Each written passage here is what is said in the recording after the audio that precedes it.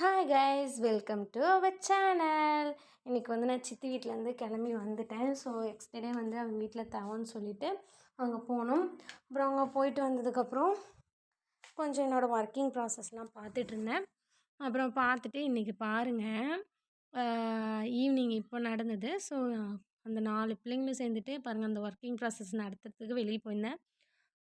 அந்த 4 பேரும் பாருங்கள் என்ன வேலை பண்ணி வச்சுருக்காங்க. ஃபுல்லாக அங்கே குப்பை பண்ணி வச்சுட்டானுங்க. இப்போ வந்து அவனுங்க பாட்டுக்கு விளாண்டுட்ருக்குறானுங்க.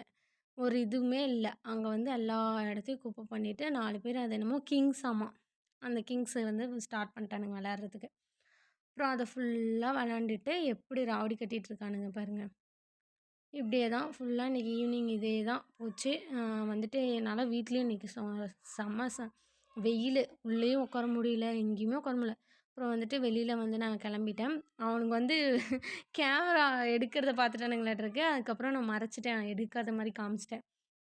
அப்புறம் பாருங்கள் நின்று பார்த்துட்ருக்கான். அவங்க அக்கா வீடியோ எடுக்குதுடா அப்படின்ட்டு நின்று யோசிச்சுட்டு அந்த சைடு வந்துட்டான். அதுக்கப்புறமேட்டு இது பண்ணல. அந்த ரெட் டிஷர்ட் போட்டிருக்கான் இல்லையா, அவன் என்னோட தம்பி.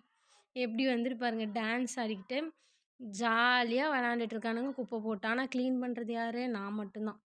அதுக்கப்புறம் எங்கள் அம்மா வந்துட்டு என்ன தான் வந்து திட்டுவாங்க. எங்கள் அம்மா வேலைக்கு போயிட்டு இப்போ வந்துருவாங்க.